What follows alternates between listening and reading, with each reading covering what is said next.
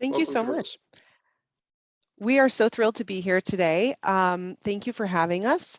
I am going to introduce myself and then we'll get started. So I'm Katy Fattaleh. My pronouns are she, her. I'm the Senior Program Director with the Nora Project, and I'm a white woman with long brown hair. It's pulled back in a ponytail.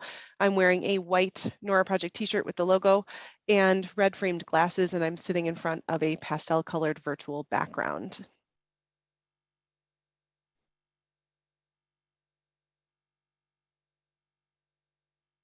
Thanks, Katy. I'm Jordyn Zimmerman, pronouns she, her, and I'm the Director of Professional Development with the Nora Project. I am a white woman with curly brown hair, just past my shoulders. I am currently wearing a lemon peach-colored sweater and sitting in front of a busy bookshelf. I communicate using assistive technology. For me, this looks like an iPad with a communication application, where I type letter by letter to make words and phrases, which are then spoken aloud. Assistive technology does not alter what I intend to say, or what I want to say, but it does give me the opportunity to engage and converse with others. While I have pre-programmed much of the content for today's presentation, I invite you to consider the beautiful pauses of silence that occur when myself or others who use communication supports to share are conversing with others in everyday life. As we go through these slides today, we will be purposeful about sharing descriptions of each image. This is a basic accommodation presenters can make to ensure that anyone joining that cannot see the visuals for any reason, whether due to disability or circumstance, can be aware of what is happening on the screen. We will also be purposeful about reading the chat aloud between slides to ensure all communication is heard, as we believe all communication is valid. Thanks, Jordyn. I am going to drop a link in the chat to today's field guide. There is a document that you can use to follow along with the content of our presentation today. There will be extra links and space for you to reflect if you'd like to use that there. So what I wrote is you can access the field guide for today's presentation and drop the link, download as a Word document, or make a copy in Google Docs, and you can type on that in real time.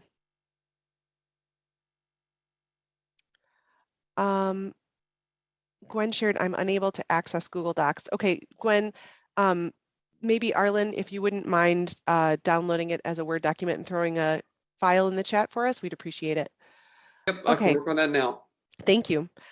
So on this slide, there's an image of 3 students with their arms around one another and the text, "We're on a mission to promote disability inclusion by empowering educators and engaging students and communities." And there's an orange box that says learn more. The Nora Project is a nonprofit organization, and we provide curriculum and teacher training for classrooms in preschool through high school. And our content focuses on disability studies, friendship and empathy skills, and advocacy. And you can learn more about our programs and find free resources for teachers and for parents on our website, which is www.thenoraproject.ngo.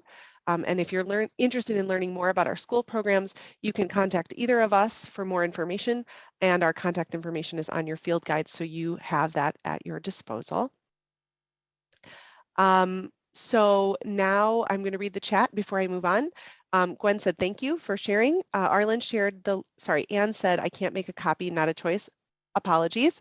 So Arlen dropped the file, the Word document file in the chat, so you can download the field guide and access it that way. And he said, just uploaded the Word doc to chat. So we have 3 objectives today with our presentation. The first is we're going to learn about basic disability studies content. This is information that a lot of people in the education field and outside of it have not had access to, perhaps in their education. So unless you've sought it out, you might not know some of these things. We're hoping to share those with you today. Our second goal is to reflect on what we call our ability inclusive mindset framework. And then the third is to engage with one another in the chat to envision a more inclusive workplace and learning environment for our students.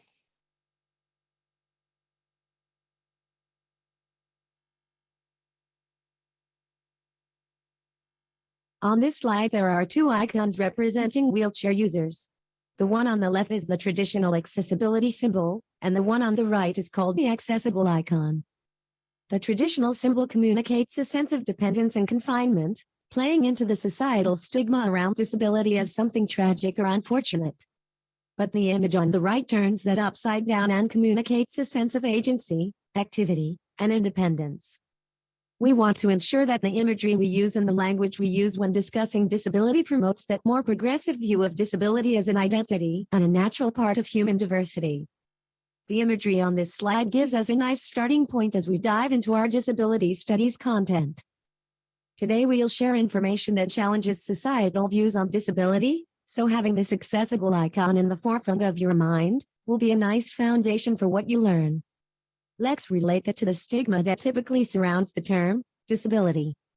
Many people hesitate to use the word because of this stigma, thinking that the words disability or disabled are negative or insulting. However, disability and disabled are the preferred identity terms of us adults fighting for equality within the disability community today. Many people claim disability as a part of their identity, including myself, with which we relate strongly to and take great pride. Euphemisms such as special needs, differently abled, or handicapped diminish our disabled experience and further stigmatize that which is different. If you stop to think about it, there's nothing particularly special about us needing access to healthcare, education, safety, or public accommodations. As people who identify as disabled, we are granted some rights and protections under the Americans with Disabilities Act. You can view the idea contents via the link in your field guide, but put simply, the Act is designed to provide clear, strong, consistent, enforceable standards addressing discrimination against individuals with disabilities. Of course, the law is not perfect and it leaves out a lot of disabled ways of being, but the ultimate goal of the law is to ensure that people with disabilities can reach their full potential and participate equally in society.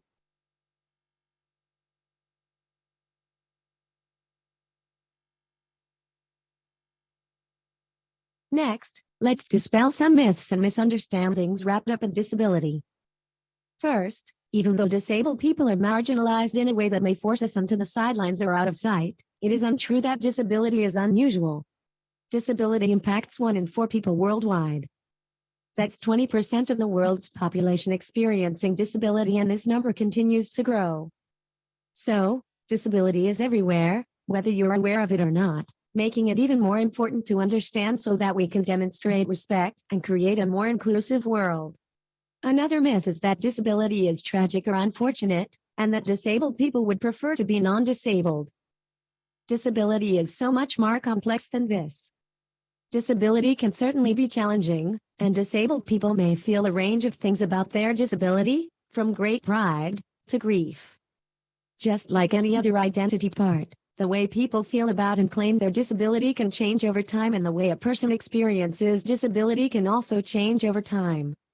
Myself and other disabled activists will often tell you that we would never want to separate ourselves from our disabilities, because our disability makes us who we are, or has afforded us unique opportunities. You can learn about some of those activists in your field guide.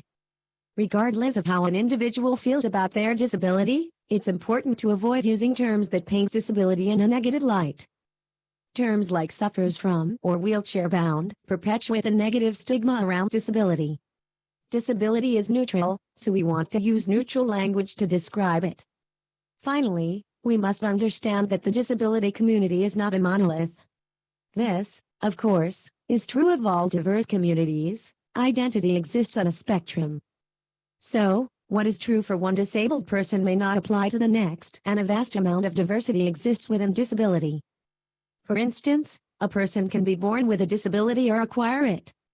A disability can be apparent or non-apparent.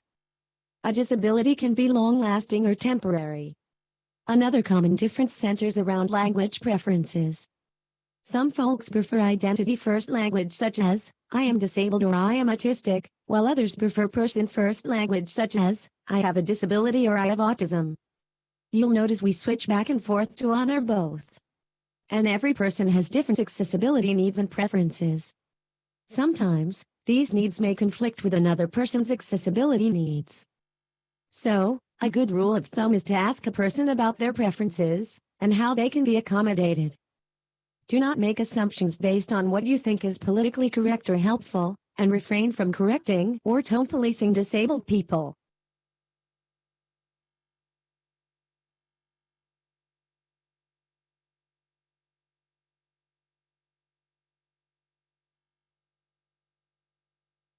On the left side of this slide is an image of the Disability Pride flag. It has a black background with 5 mullet-colored stripes running diagonally across it in a zigzag. As I shared, the disability community is not a monolith.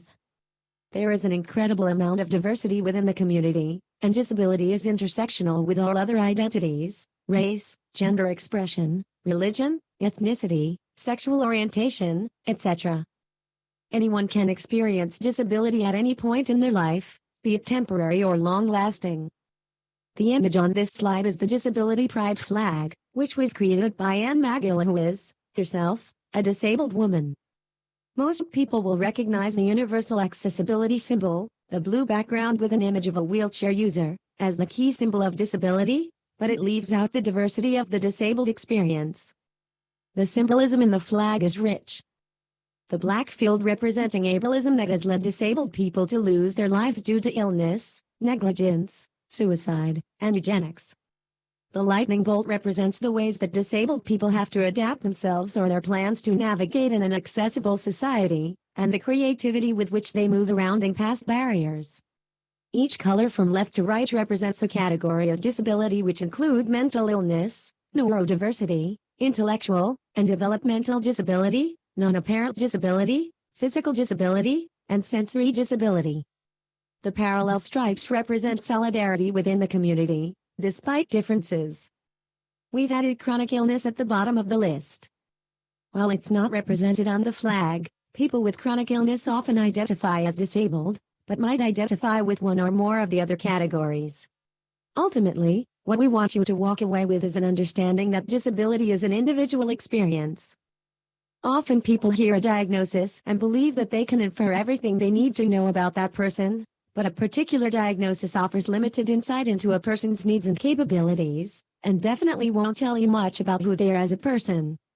Our community is diverse, full of rich experiences, and made up of a vibrant culture.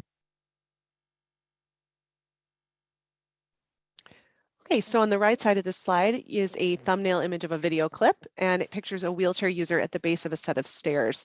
There are many different models of disability, which are basically frameworks for understanding disability. And if you Google models of disability, you'll find many different ones to learn about. But we are going to share with you a few of the most common, the two most common being the medical and social models of disability.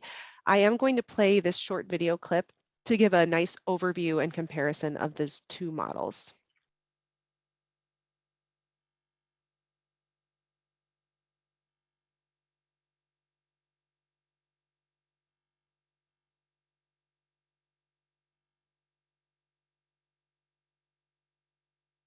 According to the medical model of disability, the word disabled means less able.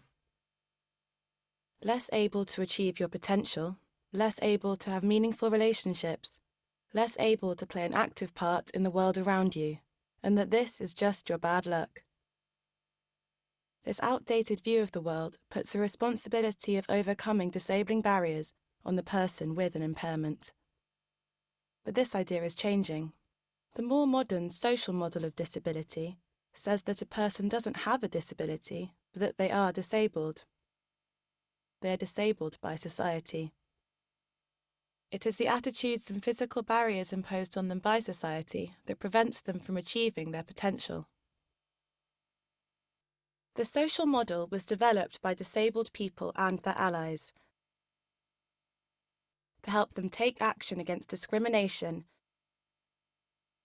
and to empower people to find solutions, remove barriers, and campaign together for equality and human rights. They showed how people with lots of different impairments face many of the same problems. These disabling barriers include prejudiced opinions and attitudes, restricted access, and people being systematically excluded. The social model looks for the ways that society can be planned and organised in order to provide accessibility, independence, and opportunity in a way that enables people rather than disables them. What we learn from the social model of disability is that disability is a social construct created by social barriers, barriers which can be eliminated. We learn that it is the responsibility of government, public spaces, businesses and individual people to make the changes, to increase the access and build a more equal society where everyone has the opportunity to reach their full potential.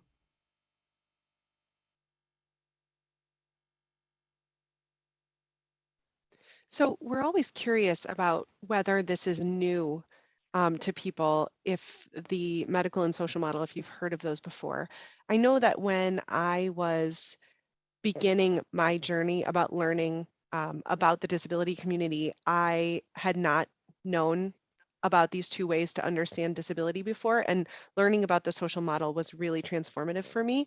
The concept that disability is a social construct kind of blew my mind, and really made me think about my role in creating barriers for folks that might be disabling or perpetuating barriers, and my role in being able to knock them down as well.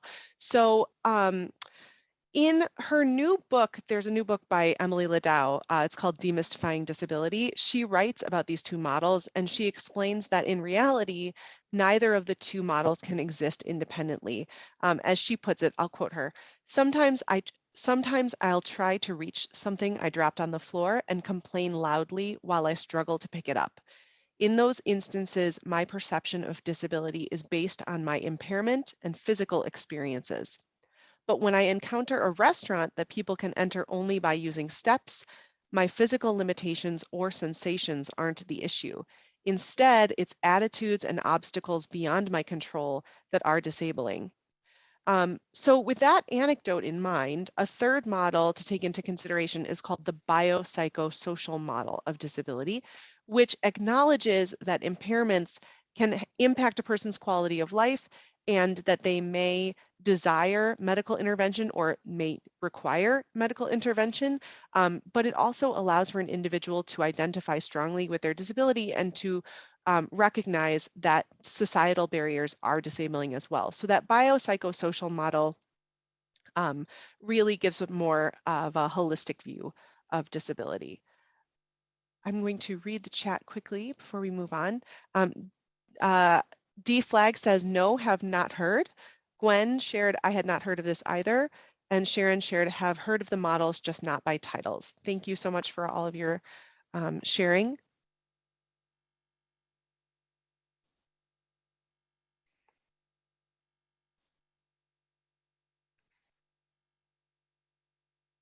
On this slide, there's an icon of a person's head.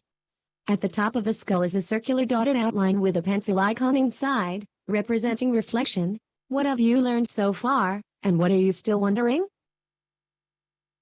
And you can feel free to share in the chat, or if you'd like Arlen to unmute you, you can request that and speak out loud as well. We'll pause for a moment.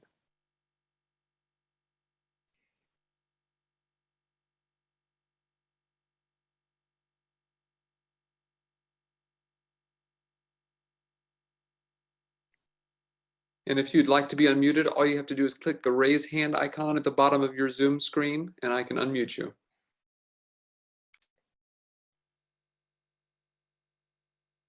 And I assure you, Jordyn has excellent wait time.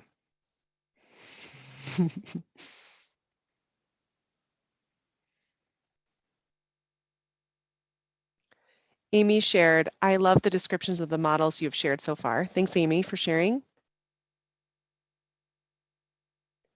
Gwen said, I need time to digest and mull over this information. It is empowering and mind expanding. I relate, Gwen.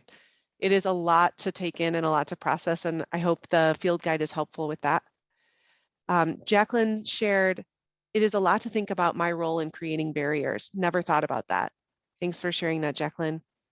Tammy shared, I want to find a flag to support my students as well. Love that. That's great. And I don't know off the top of my head where you might be able to find one, but I wonder if Jordyn does. Angelica said, same. Christy shared, I loved the flag. Thomas shared, agree with Gwen, a lot to take in. we're so glad that you're all here to do this mind expanding work. It is so, it is challenging and exciting to start learning about these things. Margaret shared, did she say that the number of disabled was 1 in 4 or 20%? I was confused and also felt that was a large number. It is 1 in 4 and it was, she misspoke, it was 25%. Oops. It is a large number and it's growing. And Jordyn, I don't know if you want to say anything more about that sort of expansion of the disability community, but you're welcome to chime in if you like. But yes, it is a very large number. And interesting that despite it being a large number, it doesn't necessarily, we don't realize that in our day-to-day interactions with people. Ellen shared, agreed with Jacqueline, a lot to process and think about. Dakita, please forgive me if I mispronounce your name and feel free to correct me. Shared ditto, I found the explanation of the flag interesting.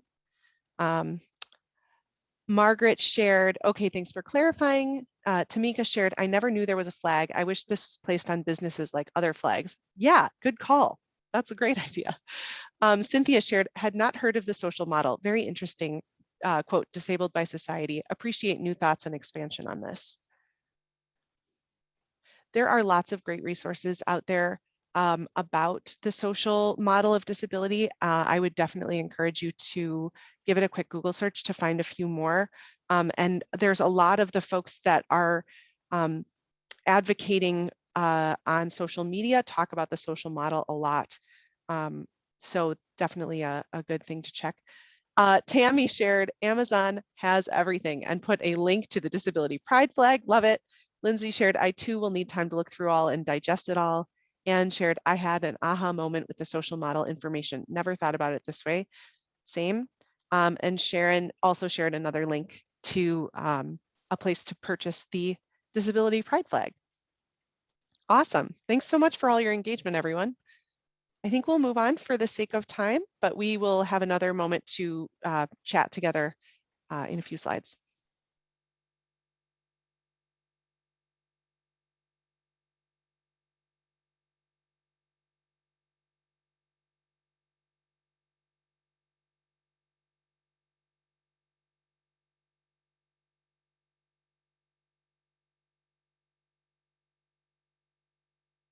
Thanks, Katy, and everyone for your engagement. This slide is full of text, which I will share aloud. Talia Lewis defines ableism as a system that places value on people's bodies and minds based on societally constructed ideas of normality, intelligence, excellence, desirability, and productivity. These constructed ideas are deeply rooted in anti-Blackness, eugenics, misogyny, colonialism, imperialism, and capitalism. This form of systemic oppression leads to people in society determining who is valuable and worthy based on a person's language, appearance, religion, and/or their ability to satisfactorily reproduce, excel, and behave. You do not have to be disabled to experience ableism. Talia is an abolitionist community lawyer, educator, and organizer whose work reveals and addresses the inextricable links between ableism, racism, classism, and all forms of systemic oppression and structural inequity. There are some very overt forms of ableism, like using the R word or intentionally excluding people with disabilities by not making a public space accessible, but often ableism is perpetuated in covert, unintentional ways. For example, ableism is present when a non-disabled actor is cast to play a disabled character in a play, movie, TV show, or commercial. It's also present when we are skeptical about whether a person is actually disabled when they ask for an accommodation, or when someone parks in an accessible parking space but doesn't appear physically disabled. So one of those covert examples of ableism are called microaggressions. And these are, concrete examples of ableism that are perpetuated often without intention. They are the everyday slights, the subtle discrimination that disabled people face regularly and that many people don't even realize that they're doing. But the problem with microaggressions is that while they're usually unintentional, they have underlying messages and they're actually really harmful. And so we've put together a table of examples for you. On the left, the first column is sort of a name for the microaggression, although those are, could be called anything really, an example of what that might look or sound like, and then the underlying message that's communicated when those things are said or thought. So we'd like for you to take a moment to read through these. The same table is also in the field guide, so if you need to take a look at it in a larger format, that's available for you there. So we'll just pause for a moment. I'm actually going to set a 1-minute timer so that we can give you time to read through some of these, and you're welcome to share in the chat if any of these strike a chord with you or you have a question that you'd like us to address.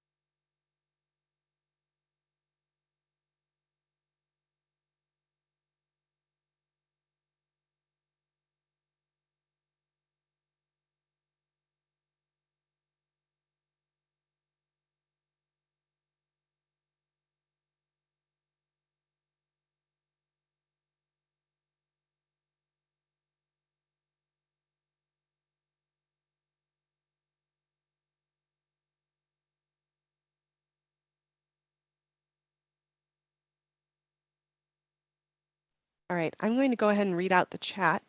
Ellen shared, I'm guilty of judging those who park in spots and they don't physically appear disabled. Certainly something I need to work on and appreciate it being brought to my attention. Thanks for sharing that, Ellen. And I think one of the outcomes of us sharing about microaggressions can be guilt. And we want you to know that us sharing this information with you is not about trying to create guilt or shame. It's about trying to draw awareness. So thank you for that vulnerability, Ellen. And when we know better, we do better, right? Anne shared, thanks for putting in the field guide. I can't see the tiny text in the presentation.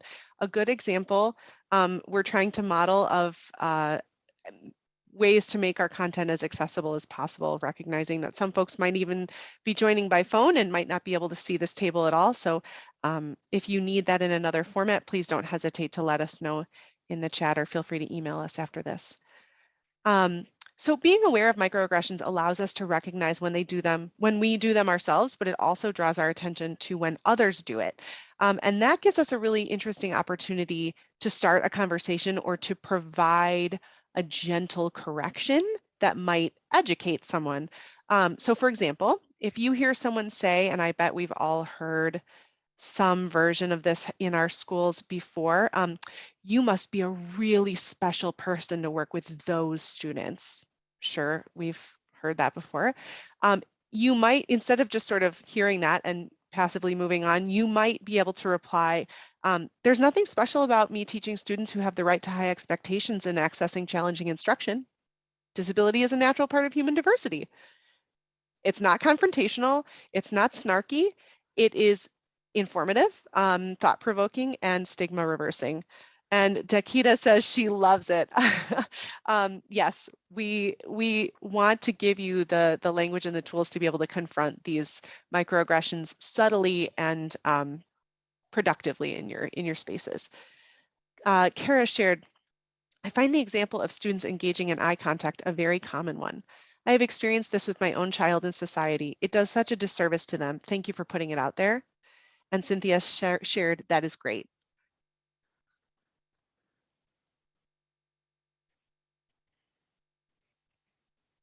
On the top right of this slide is a smiling couple.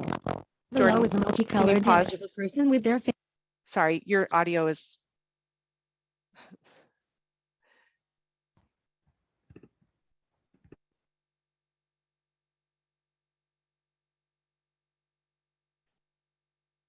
On the top right of this slide is a photo of a smiling couple. Below is a multicolored image of a person with their face covered, next to a black and white dog. There is text that reads, "This is not about me." A common microaggression is that when a person discloses a disability or caregiver responsibility, we presume incompetence rather than treating them like capable adults and being creative about providing accommodations to maximize capacity. There is a principle used in the education setting called the least dangerous assumption, which is based on 3 key ideas. 1. Everyone has different abilities and talents. We should always assume that a person has unique strengths and contributions to offer. 2. A person's identity is made up of many different parts.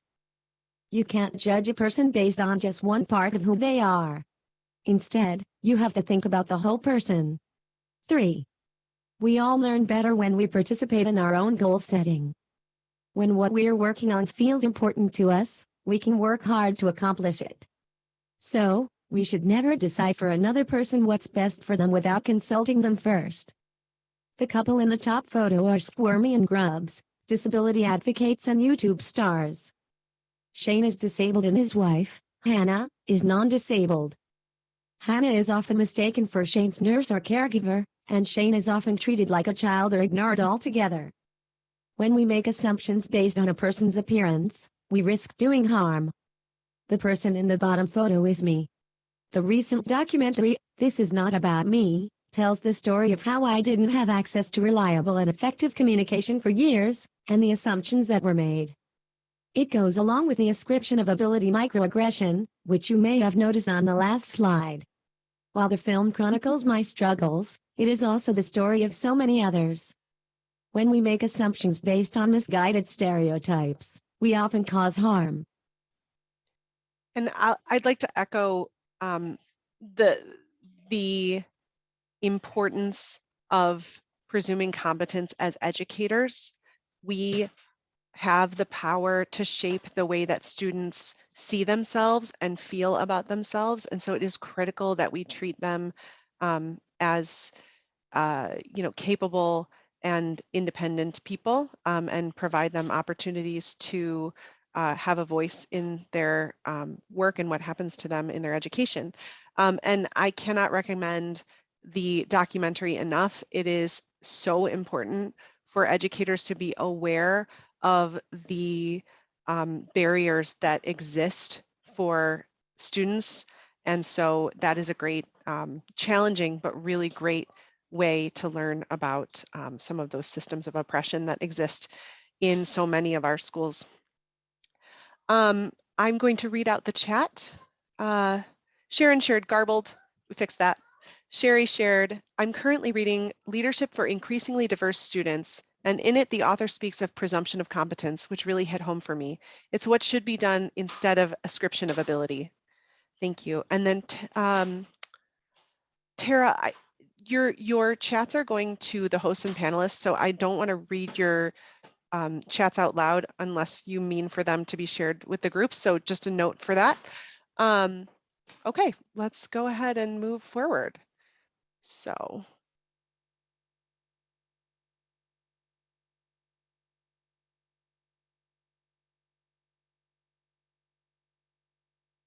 This slide has 3 black thought bubble icons in a triangular shape with arrows pointing from one to the next indicating discussion. What feels new? What feels challenging? What should we discuss more? We're here for you.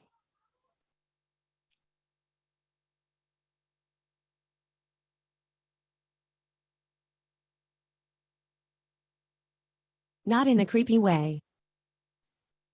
Okay, fine. Not in a creepy way.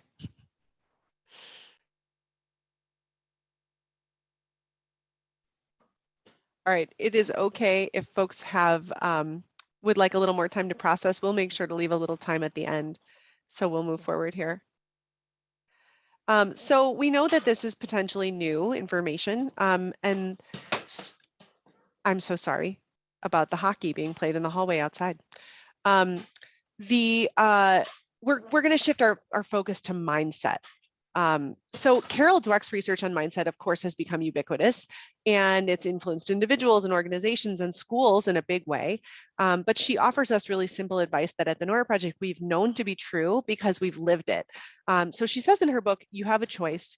Mindsets are just beliefs. They're powerful beliefs, but they are something in your mind, and you can change your mind. We've all come up in a society that favors the medical model of disability, and it marginalizes disabled people. And that has a huge influence on our mindset. But knowledge is powerful, and it helps us to shift our mindsets to be more ability inclusive. So now we're going to move into exploring how using what we just learned about disability plus shaping our mindset to be ability inclusive can improve conditions for people with and without disability.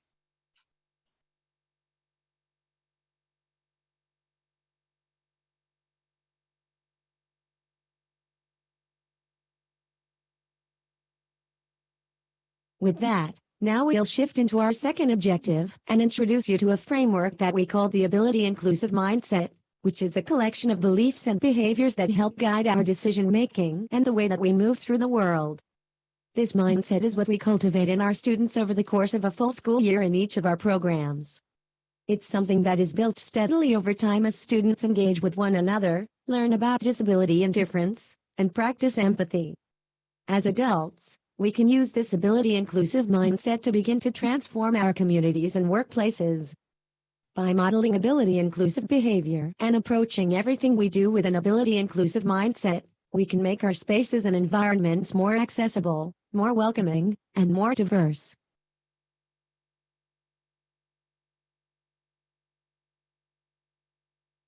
Shifting our mindset begins with shifting our belief structure. At the heart of an ability-inclusive mindset are three core beliefs. The first belief is that accessible spaces are better spaces. A great way to understand this belief is to consider that when we adapt for disability, everyone benefits because everyone feels more comfortable in a space where they can interact in a way that meets their needs. The next ability-inclusive belief is that inclusive activities are richer activities. While inclusive activities aren't always easier, they do ensure that participants will have access to diverse perspectives and therefore more opportunities for learning and growth. There are also higher expectations in inclusive activities for everyone involved, and for students, these expectations when they're young translates to increased confidence as they grow older. Finally, someone with an ability-inclusive mindset believes that all lives have equal value. This shift means challenging the negative societal narrative about disability and difference and seeing the value and power in each individual. When we encounter someone who seems different than we are, our interactions can present challenges. However, the belief that everyone has something meaningful to contribute allows us to persevere through challenging or uncomfortable interactions and give people the benefit of the doubt. In moments of conflict, this belief helps us to choose a kind response and to honor the dignity and value of others.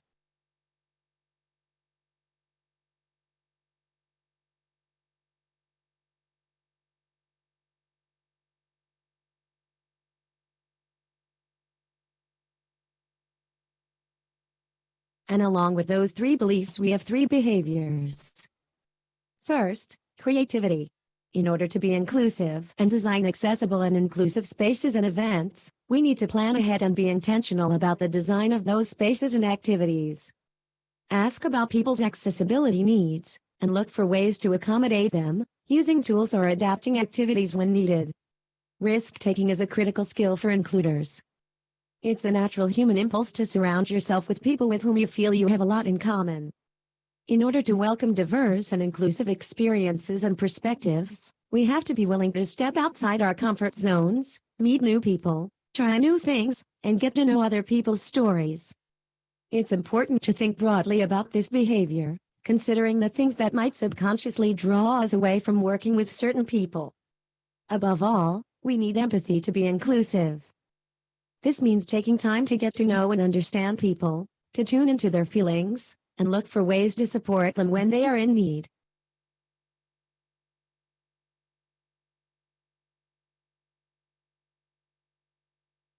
This slide pictures multicolored lines which connect all the beliefs and behaviors of the ability-inclusive mindset, showing that they are all interconnected. Together, these inclusive beliefs and behaviors make up the ability-inclusive mindset. As you develop your ability-inclusive mindset, you'll apply different beliefs and behaviors in all kinds of combinations. Ultimately, though, an aim will help you see the world differently. You'll be better able to identify injustices and take steps to correct them, especially when it comes to the marginalization of the disability community. So we have come to the end of our content, and we've given you a lot to think about and a lot to process today, as many of you have shared. And the goal moving forward is to think about how an ability inclusive mindset applies to the work that you do each day in your classroom, with your colleagues, in other spaces that you interact with people. I invite you to consider how shifting to a more ability inclusive approach would alter the culture of your school, of your classroom, and of your community. I really want us to take a moment to imagine how it might allow more students with and without disabilities to feel proud of who they are, and to think about the potential it has to make teachers more aware of their language and their practices, and to provide them with the tools to serve all students confidently. And think about how it could change the way we participate in conversations about diversity, equity, and inclusion. So often in our schools, we are having important DEI conversations. We are writing new strategic plans that include DEI concepts, but disability is frequently left out of those conversations. So I would encourage you to think about how this ability inclusive mindset might impact that work or challenge that work. There are a lot of resources linked in your field guide that will help you to continue your own learning about this topic of disability justice and the ability inclusive mindset and this way of thinking. Many of the resources are those that we mentioned today in this presentation, but there are many others to explore as well. So some of those are going to be helpful right away. There is a checklist for, an accessibility checklist that you can use. And if you go to our website, you can find some lesson plans and resources that you can begin using with students right away if you are working with students on a regular basis. We have included resources in your field guide as well that'll help you put the ability inclusive mindset in context. If you go to the end of that field guide, you'll find some common school-based scenarios that you can think through that will allow you to ponder things and reframe your thinking using that ability inclusive mindset framework. And we really hope that you'll check in with a trusted colleague this week to let them know what you've learned and how you plan to apply the ability inclusive mindset in your day-to-day. It's my understanding that this recording of this presentation will be widely available, and Arlen can share with us again how people can access that, but we'd encourage you to share this information with your colleagues, being that it is new information for so many people. Even if you are someone with a special education background, some of this more progressive information about the disability justice movement may be very new to you. So we're going to stick around for the next 14 minutes or so to continue the conversation, to answer questions, to provide more information, but we are really thrilled that you joined us today. And if you're watching this recording, thank you so much for taking the time. And so we are here. So let me read the chat out. So Sherry asked, I may have missed this at the beginning, but will the video be emailed to everyone? Arlen shared, yes, I'll be sending the email with the recording tomorrow. Sherry said, thank you, smiley. Angelica said, how do I get to this field guide? And Arlen dropped a copy of it again in the chat and said, here's the field guide to download, and dropped it a second time. Tammy shared, oh, I'm so glad we will have access to the recording so I can re-listen to parts. And Lindsay shared, awesome, thanks. Cynthia said, ditto. Amy shared, definitely plan on sharing with colleagues. Are there any questions or topics that anyone would like to dig into a little further? Christy shared, thanks so much for the resources. And again, if you'd like to share out verbally, just raise your hand using the tool at the bottom of Zoom, and I can enable the microphone for you to talk. Sherry said, thank you for this webinar and the resources. Katy shared, thank you. Ellen shared, great information presented. Grateful for the models shared. Anne shared, at start of year, I have student inventory and parent surveys. Are there particular questions I can ask to make sure I understand student needs and ways to accommodate any possible different ability? Jordyn, do you want to take this one?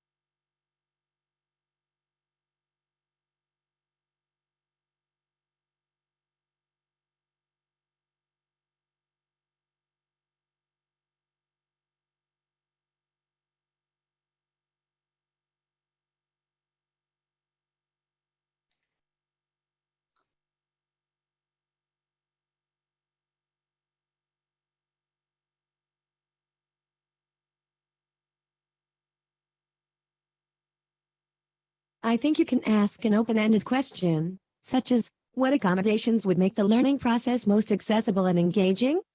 It leaves a lot of room for answers.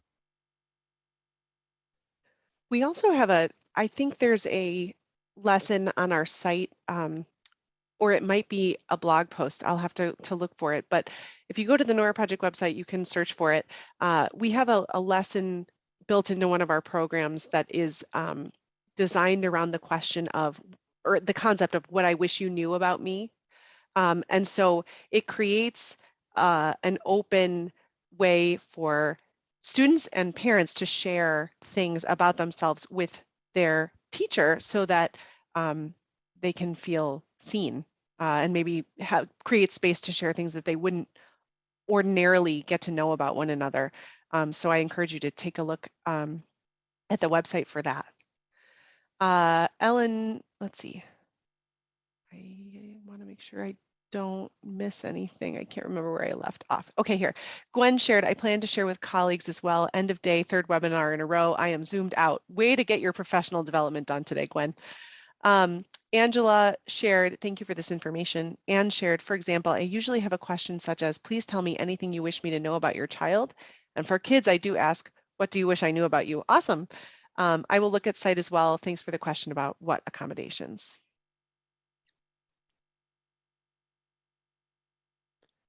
Any other questions, or we're happy to talk about things that struck you or things that you're chewing on that you're just not quite settled on yet. Sometimes when we present to educators, the idea that the preferred terms are disability and disabled rather than special needs is kind of a radical idea. So if anyone has any questions about that, feel free to share that as well. Margaret shared that she cannot access the field guides. So I think maybe Arlen, if we could throw the file in one more time, or Margaret, if you want to email me, I'll put my email in the chat. If you're still not able to access it, you can email me directly and I'll share it with you. Amy shared, thanks. This is one of the best PDs I've attended. Thank you, Amy. That means a lot. We appreciate that. Margaret said, okay, thanks. Tammy shared, the microaggressions struck me. Yeah, I think that those really strike a lot of people because they're things that we do all the time and don't realize are ableist. So thanks for sharing that, Tammy. Jordyn, you shared that to the hosts and panelists. May I read it aloud? It's Jordyn shared in the chat, I just got my master's in special education and the terms are still super radical.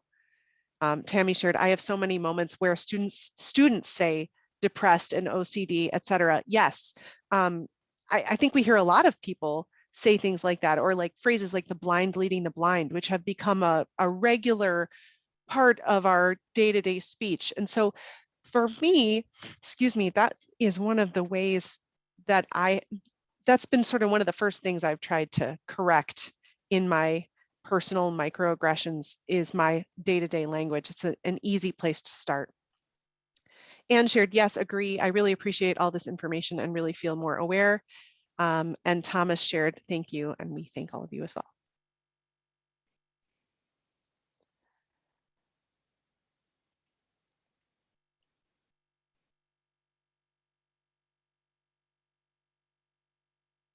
Barbara shared, I appreciate that this presentation opened my mind to many new ideas. I'll need to review it all again to figure out how to apply it. Thanks. And again, I'll remind everybody that Jordyn's and my contact information is on the field guide, and we do encourage you to reach out to us as you're thinking about this information, mulling it over, sharing it with colleagues. Feel free to ask us questions, or if you want to just sort of continue the discussion, we love to maintain connections with the folks that we professionally develop. So feel free to contact us. Sharon shared, we had an Institute day yesterday dealing with cross-culture issues, ACEs, and trauma-informed schools. Disability info was nowhere in evidence, but should have been. Thank you for sharing that, Sharon. Now that you all are have a raised your consciousness about disability, and when you hear about it and when you don't, I think you'll find that you don't hear about it more often than you do. So for example, at conferences or in your district strategic plan, or there are many other places, I invite you to listen for mention of disability, and if you don't hear it, to push on that a little bit. I'm on my local school board, and that's something that I try to do as often as possible when I notice that the disability community is being left out, because as we said earlier, it is 25% of the population. So it is a really important population to name when we're talking about DEI. Jordyn said, tweet at Katy to continue the discussion, smiley face. She is encouraging me to be more active on Twitter, so I will try. And Stephanie shared, thank you both. I appreciate the words we can use to respond to microaggressions and to communicate with our disabled students and coworkers. Thanks, Stephanie.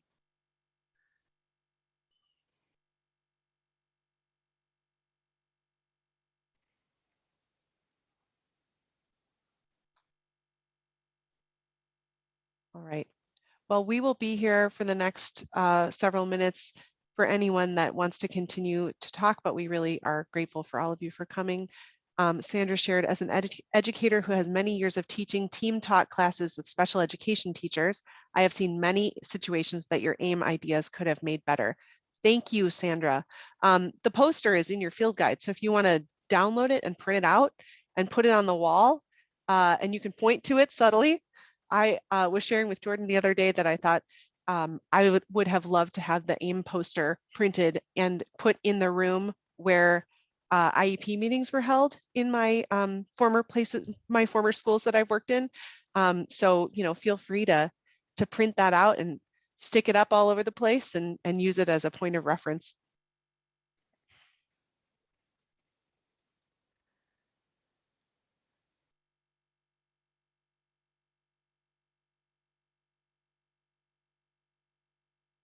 And while we've got a little time here, I just want to remind everyone that this was recorded. I'll be uploading it to YouTube tomorrow.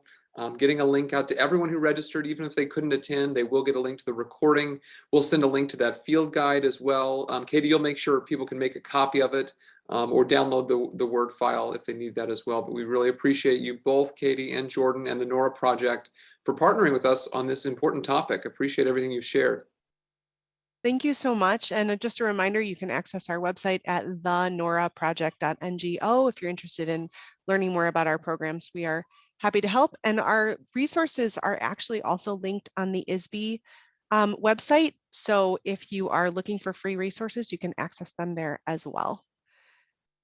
Tamika said, thanks, very informative. Thank you, Tamika, for being with us. And Anne said, thanks so much. Thank you so much from Lindsay. We appreciate you all.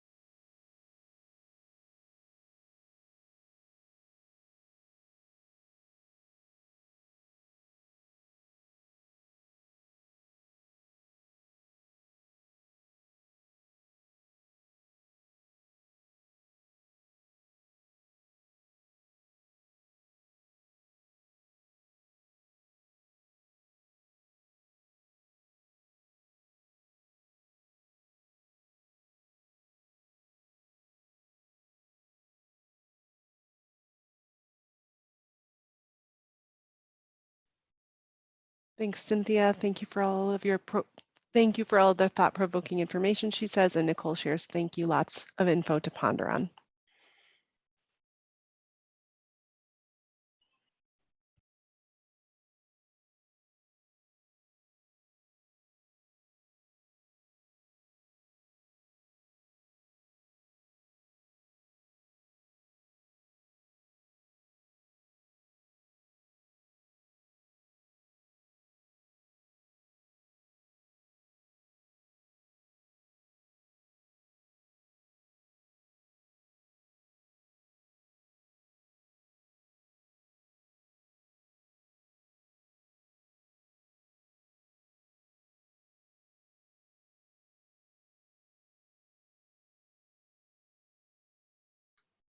Okay, so it is 4 o'clock, so I'm going to stop the recording now.